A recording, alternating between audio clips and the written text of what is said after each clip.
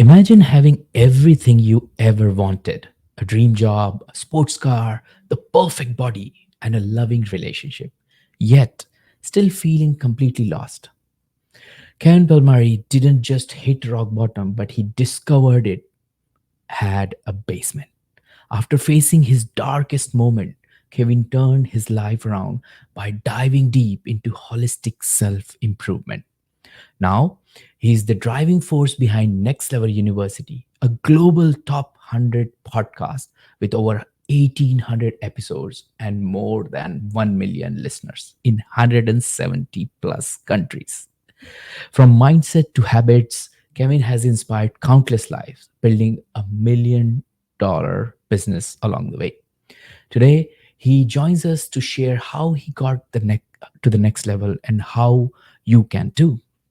I'm your host, Ash, and this is a show where I interview proven founders and industry experts who share their stories, strategies, and insights to help you build, launch, and grow your business. So I hope you enjoy talking to Kevin today. Kevin, welcome to the show. Ash, thank you so much for having me, my friend. I appreciate the wonderful introduction. You and I have had the opportunity to chat behind the scenes, so I'm excited to see where we go in front of the scenes. Great, great. I love your energy. I appreciate it, my friend. Right back at you. Right back at you. Do you have a favorite quote, something that inspires or motivates you that you would like to share with our audience? Yeah, as weird as it is, I think my favorite quote is one that I made. I'm sure somebody in the history of the world has put together these words in this order, but I never heard it before, and it just resonates with me. Your reality becomes the parts of your imagination that you hold on to and pour into the longest. I'm sure we'll talk about my story here shortly, but when I first started this, my goal was to do this for a living. And I imagined this every day, and I poured into this every day, and here we are 7 years later, and I get to do it. Wow. So you manifested it. Yes, through a lot of work, through a lot of action, through a lot of grit, through a lot of consistency. But yes, I would say we were able to manifest it over time, yeah. Awesome. Great stuff. And Kevin, usually I ask my guests that why should our listeners listen to you? So, kind of an introduction. But today I'm feeling different. I'm Okay. going to ask Kevin. I'm eager to learn about the person I'm talking with. Can you take us back to your roots? Share with our listeners about your upbringing, your childhood. How did your early experiences shaped your journey and eventually led you to become an entrepreneur today? Yeah, I was raised by my mom and my grandmother. I didn't know my dad. I didn't meet my dad with the understanding that he was my dad until I was 27. So that is something that has played, I think, a massive role in my life. For most of my life, Ash, I had a terribly low self-belief. I didn't believe I was capable of much. I didn't think I was good enough. I didn't think I was smart enough. A deep fear was to be abandoned. A deep fear was to be left behind. That kind of ran my life, and honestly, I still have those thoughts more often than I would like, even though I'm quote unquote successful and whatever. It doesn't really matter. There's still a lot of internal work to be done. So I definitely grew up lower middle class. We didn't have a lot of money. We talked often about how we were going to pay rent. That's something that I knew was a common conversation in our household. But other than that, I mean, I hung out with my friends. I rode my bike around the neighborhood. I played sports. I played baseball. I was good at baseball. But I never really felt like I was in control. I always felt like either I was lucky or I was unlucky. I couldn't imagine setting my mind to something and then accomplishing it. So I would say, all things considered, my childhood was relatively normal, other than the fact that I didn't know my dad. I think in high school, that's when things started to shift because I knew I didn't want to go to college. But outside of growing up without a dad, my childhood, all things considered, seemed relatively normal to me. So when I look back, I don't necessarily have a negative view of it.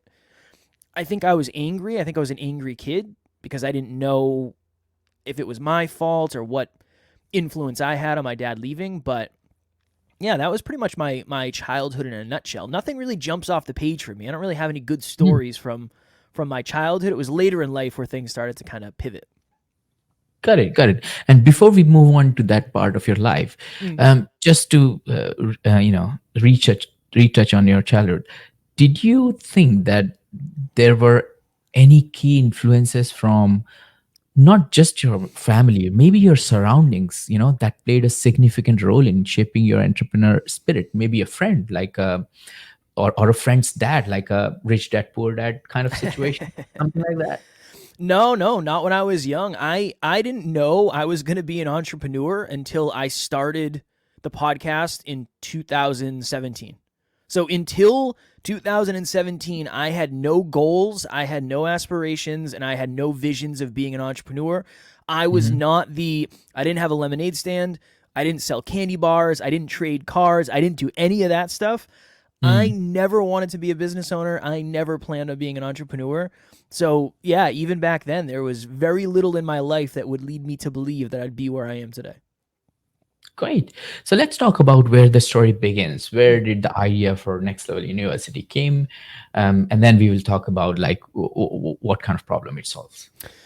I was so as Ash alluded to, as you alluded to in the introduction, the bio, when I was 25, I had what I think a lot of people would consider everything. I had a high paying job that I got lucky to get, which I felt like at the time. My girlfriend at the time was a model. I was in the best shape of my life because I was preparing for a bodybuilding show, sports car, new apartment, great friends. I had all the things from the outside looking in that anybody could ever want. Internally, I was wildly insecure. I had a ton of self doubt. I was somebody who didn't think I was going to accomplish anything.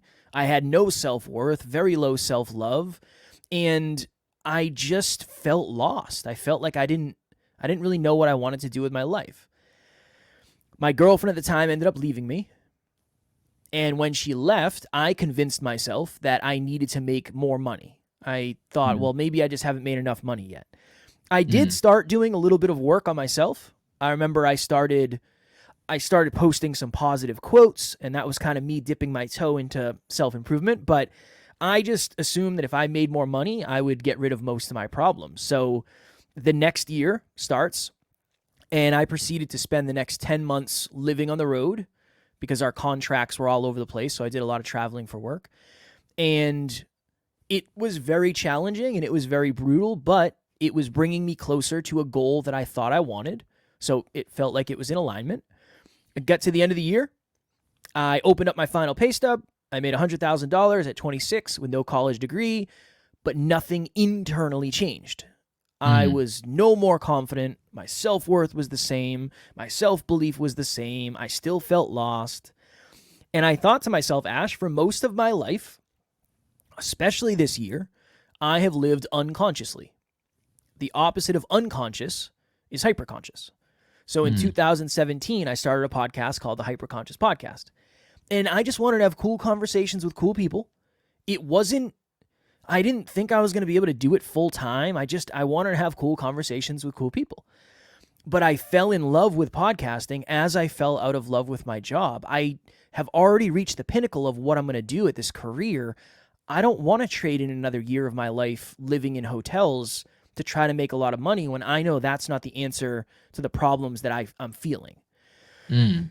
So I start calling out of work. I start leaving job sites early, showing up late. I'm just not a good employee anymore because I just don't care. I don't care anymore.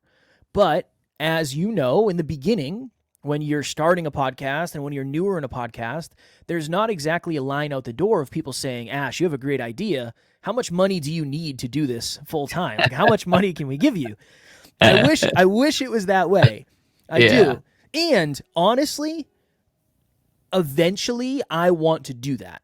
Mm. Eventually, when we continue to grow and scale the business, I want to be able to find podcasters that I believe in and invest in them so they can do it full time. But that's a different story. So I just started to loathe my job. I was homesick before I left. It was terrible.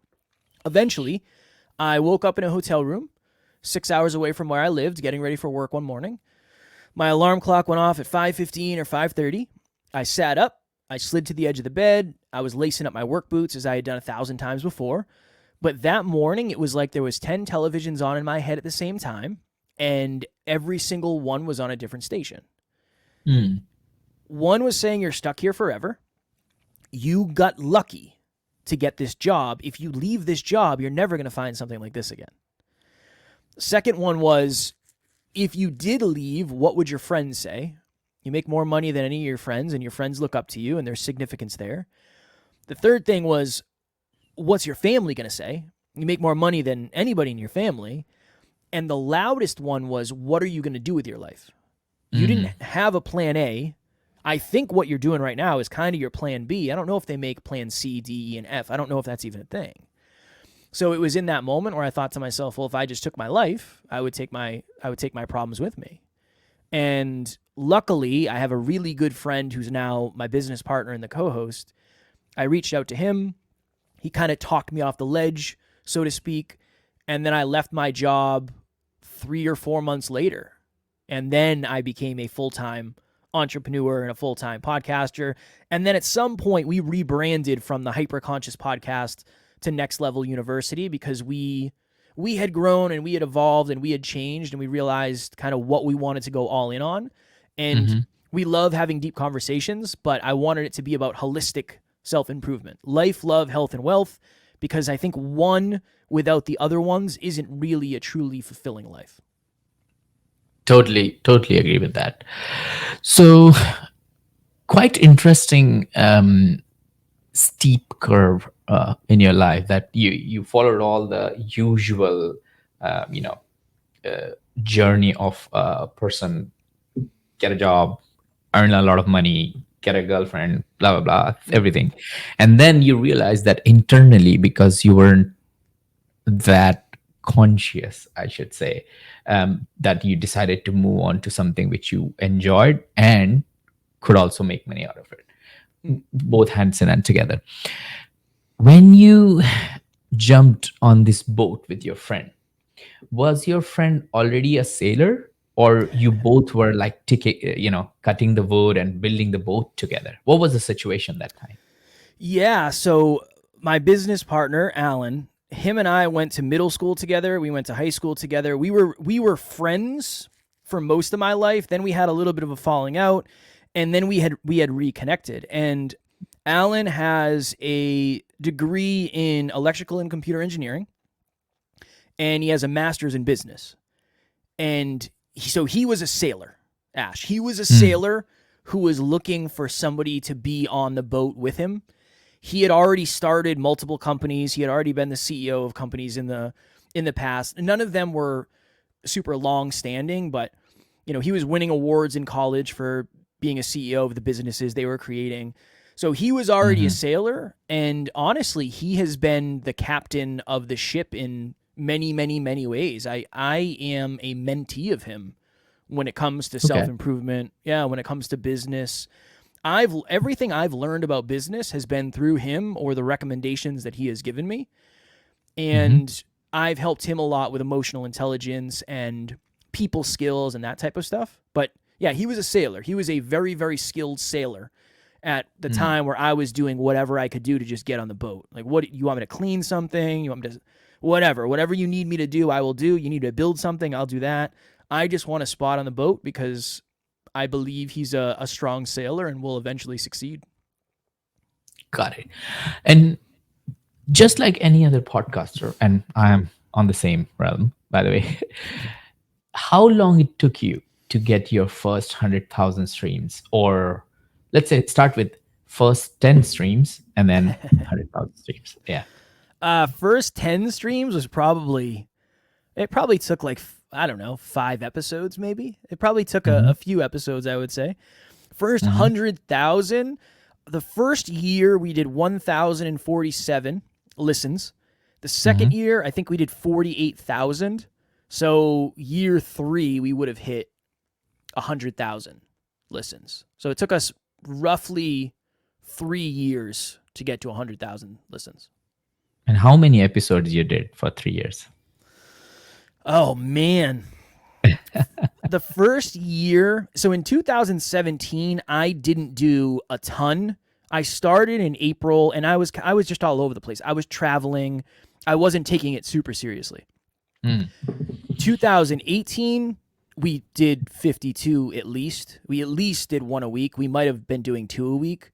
So I would say we were probably 150 episodes in, probably, at least. Wow, Yeah. that's quite a lot. Yeah. And were you like super podcasters from like day one? What sort of things you learned while you were doing? So take me through the journey of day one podcast, releasing it, and then the 150th podcast, which you think within a 3 year of time when you got your first 100,000 stream. Yeah, day one was I am going to try to figure out what software I need. I had already ordered a mic. I had done the research. I'd watched YouTube. So it was, I'm sitting in my living room by myself, and I am going to see what it's like to record a podcast episode when I don't know anything I'm talking about. And I'm just going to kind of introduce myself to talk about what the show is going to be about. Mhm. Then I started having guests on. One of the funnest podcast episodes I've ever done to this day was episode number 6, where I invited someone I went to middle school with to my house to interview him about his life. And we hadn't talked in years, and it was super fun. So I think in the beginning, Ash, I was very much in my Joe Rogan phase. I wanted to smoke weed and drink and talk to people. That's what I wanted to do. So even Alan was the first ever guest I had. My business partner was the first ever guest I had. I'm pretty sure I was drinking a beer at 11 o'clock in the morning when he came over because I thought that's what I was supposed to be doing. So Cool. Yeah. it was fun. I enjoyed it, but that maybe that wasn't who I was aspiring to be. So I think it was more, I think I was probably naturally more conversational and maybe naturally a deeper thinker than somebody who's just starting. I had to get the courage to just be more and more authentic. That if there has been any challenge in this, in the beginning, most of what I did was through ego because I was so insecure that I thought I had to pretend to be something I wasn't. By the time we got to episode 150, I think that, and even at 150, I still was living from a place of ego. I was louder than I needed to be. I probably was swearing more than I needed to swear. I just didn't know who I was. And it's interesting that you ask about episode 150 because I always say it took me about 150 episodes to get confident as a podcaster. It took me a long time before I didn't want to jump out the window before a guest interview. I used to be so nervous before guest interviews. What if I say the wrong thing? What if I mispronounce their name? So even 150 episodes in, I would say I was probably more skilled than the average person at 150, but I was probably way more self-conscious than the average person at 150. At that point, I had learned how to audio edit. I'd learned how to video edit. I had taken a bunch of courses on speaking. I had read who knows how many books. So all of the work that translated from me to the microphone was based on all of the self-improvement that I had done at that point. And we were talking a lot about our personal lives and the growing pains we were going through. So there's a lot of nostalgia when I look back on those days. The one thing I can say for any podcasters out there that are listening, the thing that didn't change from year 1 to year 3 is we were hyper obsessed with talking to our audience. And I think that can go for anybody, podcaster, startup, whatever, product, service, whatever it is. Having conversations with your customers is always going to be valuable because you get to learn about the problems, you get to learn about the experiences, you get to learn about what is actually happening when they're a part of your business. So that's something that we did, and that's something that stuck with us, and we still do that to this day, but that was very big for us from year 1, year 2, and year 3. Awesome. Perfect. And let's jump to the next part then. Tell us about Next Level University. What does the service do, and what's the main problem you're trying to solve, and who is it for? So Next Level University, in the simplest form, is a podcast that does an episode every single day to help people level up their self-improvement holistically. So we talk about mindset, we talk about peak performance, we talk about money, relationships, physical, mental, emotional, spiritual health. The ultimate thought is if you want to level up any arena of your life, we can help you do it, but we want to help you level up all of the arenas of your life. We find that we typically attract an audience of people that are what we consider dream chasers. They don't necessarily want to be entrepreneurs. They don't necessarily want to start their own business. They have passions that they want to practice more, but there's a lot of internal work that usually happens before that happens. So usually people have lower self-worth, because that's what I was working through. Lower self-belief, because that's what I was working through. But usually very, very, very humble people. We don't have a lot of, we have very, very, very, very, very little toxicity in our community because we don't want it and we get rid of it immediately. If you're toxic in our community, you're gone. I don't care. I'd rather lose somebody than have somebody there that's toxic. So that's the audience that we tend to attract. And then the beautiful thing about a podcast is when you have X amount of listeners, some of them are going to want to be business owners. So we have business coaching. Some of them are going to want to start podcasts. So I coach podcasters. Then we have group coaching, one-on-one coaching, products and services. So the ultimate thought is no matter where you are in your self-improvement journey or where you are in your financial journey, there is somewhere for you in the business. We have a ton of free options, podcast every day, email list, Facebook group, meetups, all that stuff. But we also have paid options if that's something that somebody is interested in. Got it. So going back to your journey then, by 2020, you had your 100,000 streams, you had your 150 episodes. Was that the time when you rebranded it to Next Level University, or is that afterwards? That was after. I think we rebranded it like episode 430. Something. Wow. Yeah, something like that. We had a mentor who's a friend now. His name's Evan Carmichael. He's big on YouTube. And we were doing a call with him and he said, "You guys ask really good questions. You're really good at what you do. I can never remember the name of your podcast. Nobody knows what hyperconscious means." And I remember Ash getting off that call and saying, "There's no way I'm changing the name. No way. This is my baby. I am not changing the name." Alan and I had a talk about it, and we said, well, if we were going to change the name, what are some of the names that we would like? And at the time, we were saying Next Level a lot. It was that pizza was next level, that workout was next level. It's like, all right, maybe there's something there. And the long-term goal for us is to have an online campus where one building is health, one building is wealth, and one building is love. Okay, online campus, university. Okay, Next Level University. Interesting. So we brought that to Evan, and we said, what do you think about this? And he said, nah, that's not it. And we said, well, this is it. We're planting our flag. We'll be Next Level University. That's what we're going to do. And I think that was like 430 or 450 episodes in. So we've been Next Level University for whatever it is, almost 1,500 episodes now. Got it. Was it around 2021 or 2022 or? I think it was 2021. I think we had for a while, we had a studio. And I remember for our 500th episode celebration, we had a Next Level University banner, and it wasn't Hyperconscious anymore. So yeah, I think it was either 2020 or 2021. I'm not 100% sure though. Got it. Great. Let's take a step back. Kevin, you talked about hitting rock bottom and realizing it had a basement. What was the turning point that made you decide to rebuild your life from there?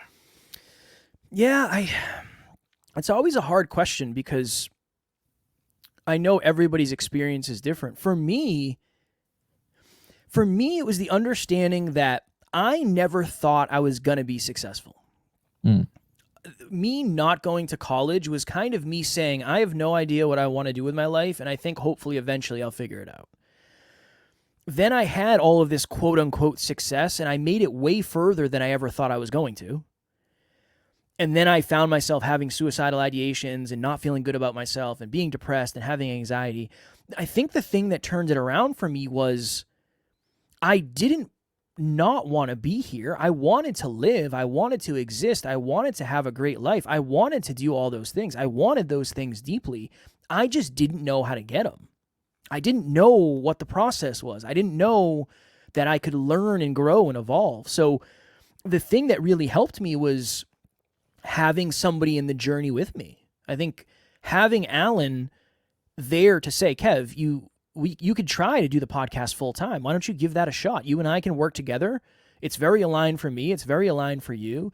I think that was the thing that really shifted. It was I had something that seemed like, number one, it would be worth it.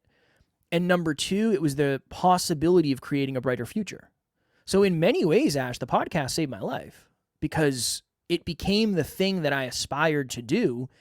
And I knew deep down that if I could survive long enough to make it quote unquote successful or even sustainable, it would be worth it.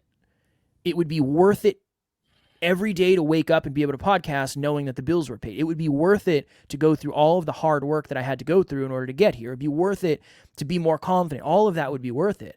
So I think that was the thing for me is I realized there could be a brighter future, and going through whatever I would have to get through to get there would ultimately be worth it. I think that was really the pivot for me overall. Pivot, yeah. Mm-hmm.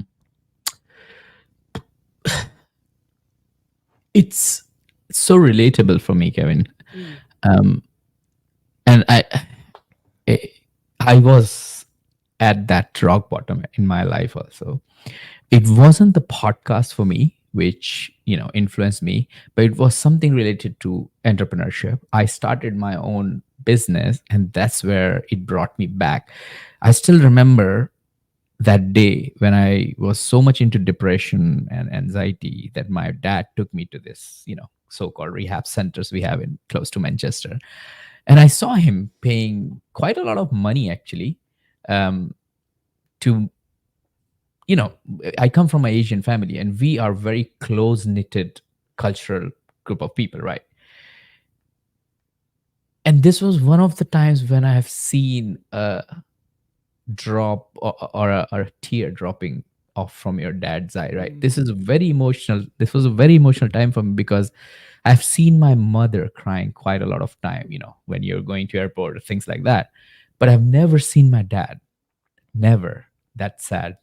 And that brought me that feeling that, what, if something happened to your life which brings a tear to your dad's eyes, that's a clear indication that there's nothing like down from here. Everything goes up from here at this point of time.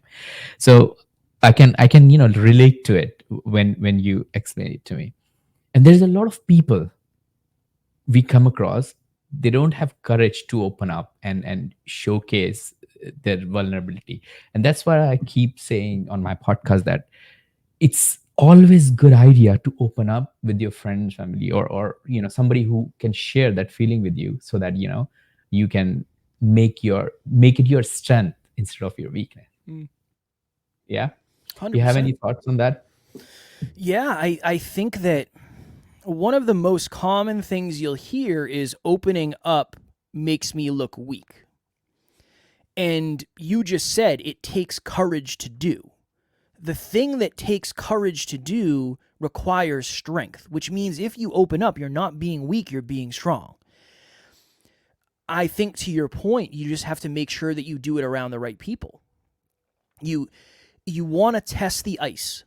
You want to test the ice before you put all of your weight on the ice. I think vulnerability is something that is the same, kind of the same way, because if you grow up in a family that does not do vulnerability and they make you feel bad for it, you're conceptualizing the fact that that's always going to happen when that's just not true. So I think you just have to find the right people. This is always my example. Excuse me. You don't wait for a thunderstorm to build an umbrella, because if you do, you're going to get wet. So all I mean by that is, if you're waiting until your back is against the wall to be vulnerable, it's already going to be very, very, very hard. It's going to be even harder if your back's against the wall. What if we tried to practice vulnerability in a different way from a positive place? One of the best things I ever did in the beginning when I was trying to be more vulnerable was I just told my friends that I love them. It wasn't, I wasn't asking for help. I wasn't in a negative place. It was just, we'd hang out. I'd be getting ready to leave. I'd hug my friends and I'd say, "Hey, I love you, brother." And that was Hmm. it. And that was the beginning for me of testing the waters of vulnerability. Because a lot of people will say, "Well, Kev, it was so how did you have the courage to tell Alan that you were having suicidal ideations?" It didn't require that much courage because we had already been vulnerable for years. So it made sense. It was like, well, that's the person I feel comfortable reaching out to. So Hmm. that's what I would say. I would say, even if you don't feel like you need to practice vulnerability now, find a way to start, because when the storm comes, which it might come for all of us, then at least you'll have the umbrella and you'll have some understanding of how to use it. Yeah. Yeah. No, totally agree. Great stuff. So let's jump on to Next Level University again. Sure. You have recorded over 1,800 episodes of Next Level University now. What's the one lesson you have learned that you wish you knew earlier? Man. The personal lesson that I have learned is from day to day, progress is invisible, and from year to year, progress is impossible to miss. I Hmm. recorded 3 or 4 episodes yesterday. I am no better today than I was yesterday. I might, in fact, be worse, depending on how much sleep I got and how much caffeine I'm on. I might have Hmm. gotten worse today. But if I go back and look back a year, I am drastically better than I was a year ago. If I go and look back 7 years, I am world class compared to that version of Kev. I think one of the issues, Ash, is we just don't do things for long enough to actually see results. It's sad to me because most podcasters only do, there is something called pod fade, and it's usually between 7 and 21 episodes. Hmm. If I quit after 21 episodes, I wouldn't have been very good, and I would have thought that I could never be successful. I mean, it took me 150. Even if Yeah. I quit after 150, I would have said, yeah, I just couldn't do it. I couldn't make it. I wasn't good enough. So that quote or that thought, from day to day, progress is invisible. You don't see any different. But Hmm. from year to year, it's genuinely impossible to miss. And so isn't the negative side of things. Right? You smoke a cigarette today, you're probably going to be fine tomorrow. But it's kind of the same with the negative habits. And then if it was a lesson from the guests we've had on the podcast, when we first started interviewing guests, we would have these guests that would come on that would have these incredible stories about overcoming adversity. And I remember saying to Alan, wow, what a story. We'll probably never hear something like that again. And then the next week, the guest would have a very similar story of something unimaginable happening and them then making that kind of their life's purpose. So the lesson for me is you can turn your adversity into your advantage. I don't know how necessarily. Hmm. I won't say I've figured that out.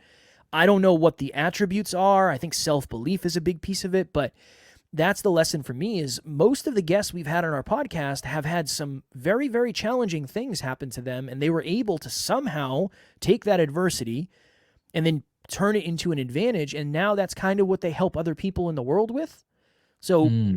I do believe your pain can come, or your purpose can come from your pain. I think that's kind of a big lesson for me, because look at what we're talking about today. We're Yeah. talking mostly about the pain and how that created the opportunity to help other people avoid the pain. And I think that's, for a lot of us, that's where our purpose is truly hidden. Got it. Got it. And I've been sensing that because you've been doing this for such a long period, the one thing which one element which I think has been a key part of it, which is consistency. Consistency is a big theme in your life, I guess. Yep. Why do you think it's so important, and how can others develop it in their life? It's important because in anything, you don't really see results until you do it for long enough. In anything. So I am somebody who's been consistent in the gym, above average consistency. I've taken time off and I've been injured and all that stuff, but I've been doing fitness since I was 16. So I Mm. am 35. So that's 19 years. Even when I start dieting, I gain weight in the first week. Almost every time it just happens. I don't know why. If I Mm. wasn't consistent and I just did it for a week, I'd say, it doesn't work for me. I can't do it. It's not until week 2, 3, 4, 5, 6 where results really start to happen. So the analogy, the example I always use is if Ash and I sat down and Ash said, I will give you $1 million if you can do the splits by this time next year. And I can't do the splits. I'm not a gymnast. I'm not that flexible. What is the best way for me to make sure that I get that $1 million? It's to practice the splits every day. If I only practice the splits once a week, I have a far less likely chance of accomplishing the goal. If I only do it once a month, there's no way I'm going to accomplish the goal. There's zero chance. There's no way me doing the splits for 12 times is going to get me to be able to do them. There's no way. That is why consistency is so important. You can't win without it. The other analogy, I like analogies for some reason, examples, is if you're going to go dig a hole to try to strike oil, to try to find gold, whatever it is, you can go and you can dig a hole that's 1 foot deep, and then you jump to the next hole and you dig another hole that's 1 foot deep, and then another and another and another and another. But if the gold is buried 100 feet deep, you would have hit it with one hole 100 feet deep. That is consistency. It's doing the same thing over and over and over and over and over again because you ultimately believe eventually it will pay off. And we do an episode every day because I can get way better that way, right? If I do an episode every single day for however many years, if I want to be the best speaker I can possibly be and the best podcaster and all of those things, if I just do more reps than anybody else, I'll most likely be the best I can possibly be. So that's kind of one of the thoughts behind why we do things the way we do. I told my wife this morning. I said, guess how many other podcasts I've been on as of today? And she said, I don't know how many. And I said, 900. I've been on 900 other podcasts, most of which are not big, huge shows. And a lot of people say, why do you go on so many shows? Are you looking to sell something? Sure, if somebody wants to buy something, yeah. But number one for me is mastery. I will get really good at podcasting if I go on enough podcasts. Second one is impact. If I'm on 900 podcasts, even if one person listens to each of those episodes, that's 900 people. That's impact. Profitability, sure, if somebody wants to work together, awesome. But that's last. It's mastery, impact, and then profitability. So, yeah, consistency is essentially everything to us. That's the reason we're here. It's if we quit 150 episodes in, you and I would not be having this conversation. We wouldn't know each other, right? So yeah. It's everything. Cool. And in my show, I always ask this golden nugget question to my guests, and which is, I think, the right time to ask you now, because you have turned your podcast into $1 million revenue business now. What or would you be able to share a process with our listeners that if you start today, considering today's competition, considering today's opportunity, what is the way you do it from all the learnings you have done in last 3-4 years when it comes to podcasts? Not to sound cliche, but the first thing is you have to figure out what you ultimately want. So are you just trying to grow a podcast, or do you want to do this full time? That's number one. Regardless of how you want to do it, I think so right now, your main focus needs to be to putting content out. Let's just start with whatever is sustainable, right? You don't have to have an expensive camera. You don't have to have an expensive mic. You don't have to have an expensive backdrop. Let's just figure out what is sustainable and let's start there. Cool. That's step one. Step two is improve that every single time you can. So review your episodes, save up for a new mic, save up for a new camera, whatever. Because that's going to be step two. That's going to be your step two. And it's kind of a recurring step. You always want to get a little bit better. You and I, Ash, we did a podcast pre-call probably, 3 months ago. I have changed the color of my lights since you and I chatted. I'm always trying to change something, whatever it is. Maybe I'll move the car, I'll move the picture. I don't know. I'm always trying to change something. So that's always recurring. I think the thing that a lot of people aren't doing, because it's a pain in the butt, but it will set you aside from 99% of podcasters, is they're not focused on turning their podcast into an actual community. All I mean by that is when somebody listens to your podcast, they have to have a place to go next. And a common mistake is, well, I want them to work with me and coach, or I want them to come to a live event, or I want them to do this, or I want them to buy this. That's not realistic. It just doesn't really work that way for most audiences. You need some sort of community. For us, it's a Facebook group. We've had a Facebook group for, I don't know, maybe the last 5 years, 4 years. We have 750 people in there. It's not about selling anybody anything. We very rarely talk about products or services in there. It's the fact that if I have 1,000 listens today, I need to figure out who those people are that are listening. I need to figure that out. That's your job as a podcaster. A podcast is not a container for a community. It just doesn't form a community. It's our job as podcasters. It's our job as content creators to do that.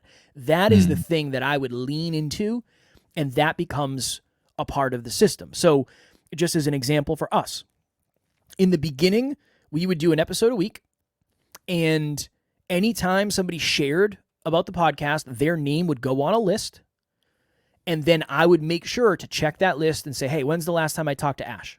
Let me check in with Ash. Let me see how Ash is doing. Hey, Ash, long time no talk. What's going on? How's everything? If you're not listening to the podcast, now you might come back and listen. Oh, yeah, I haven't listened to the podcast in a couple of weeks. Let me check out what they're doing. You'd be amazed at how often somebody just says, yeah, I'm really struggling with this right now. Do you feel like you can help me? Okay, interesting. I didn't expect that, but cool. All right, so we were running that. Then we started the Facebook group. And you would just have a call to action at the end of the podcast. If you resonated with what we talked about today, we actually have a Facebook group that's all about this. And it's a private opportunity for you to grow, and you can be vulnerable, and bada bing, bada boom, whatever. Then, eventually, we started doing live podcasts where we would do a podcast on Zoom, totally free. Mastery, I want to get really, really good. Impact, I'm going to impact the people that come. And there really wasn't any profitability short-term attached to it. But it was another opportunity for our audience to self-identify as, hey, I listened to the podcast. I'd like to come to this free thing. So I think the name of the game is sustainability. Just start with what's sustainable. And then when you're doing that consistently, focus on improving it. But you have to create systems where your audience will self-identify, because most of us are not going to get to the place where we're able to make meaningful money from ads, sponsorships, and affiliates.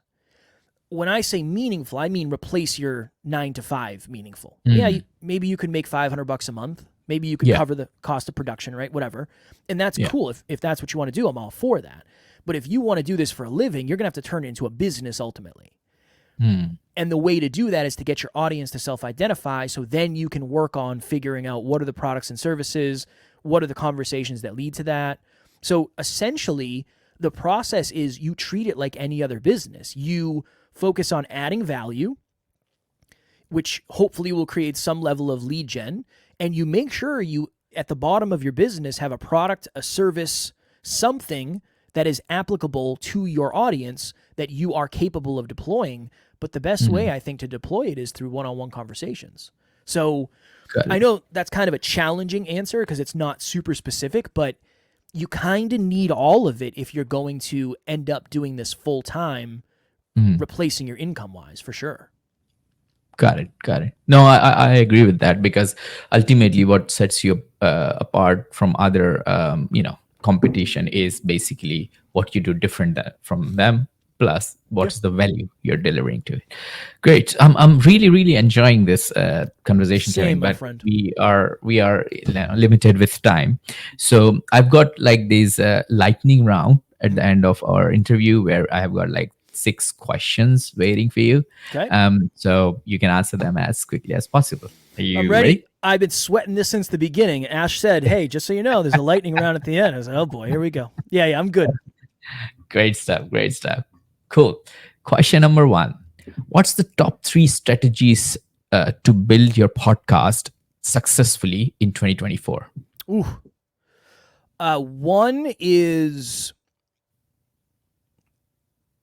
be as consistent as humanly possible.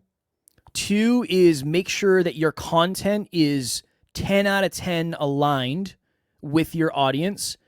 And 3 is solve your audience's problems for free and then give them a call to action for them to go somewhere else where they can self-identify as audience members. I would say those are probably, without saying like make sure you have quality content, all that, I would say those are the 3.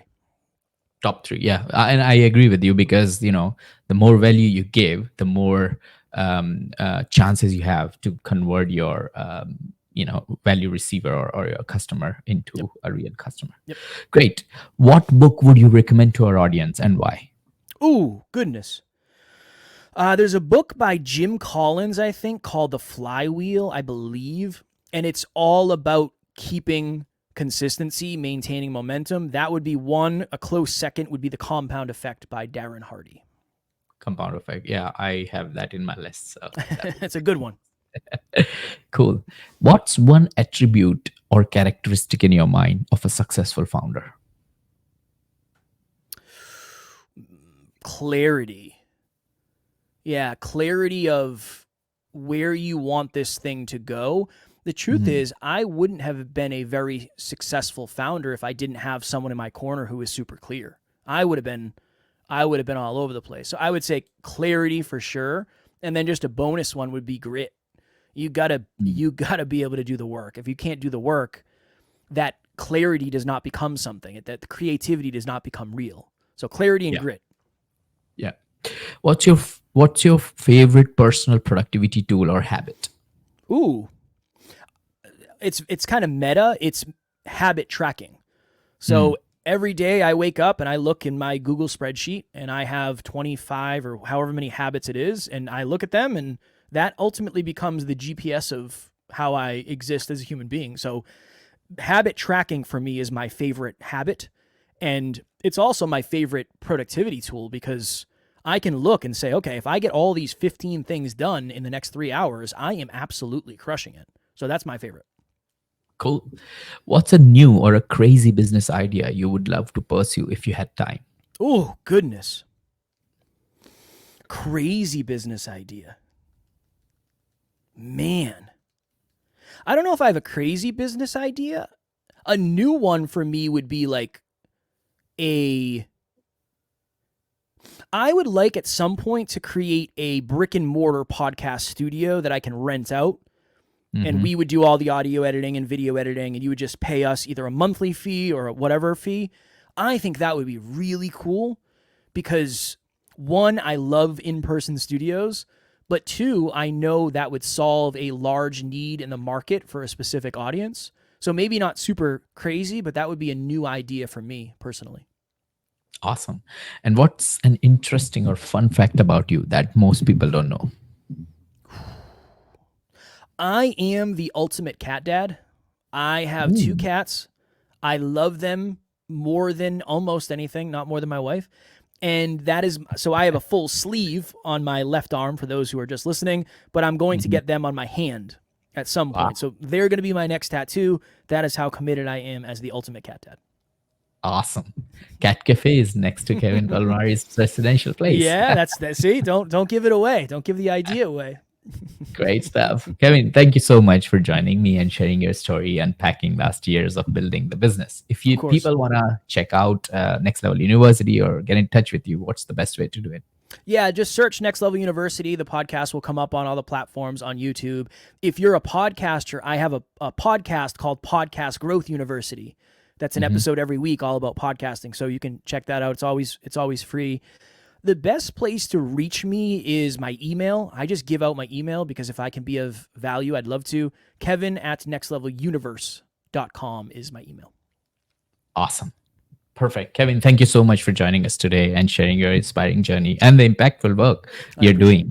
It's been an absolute pleasure having you on Founders Podcast. I appreciate you, Ash. You're wonderful. All the love, my friend.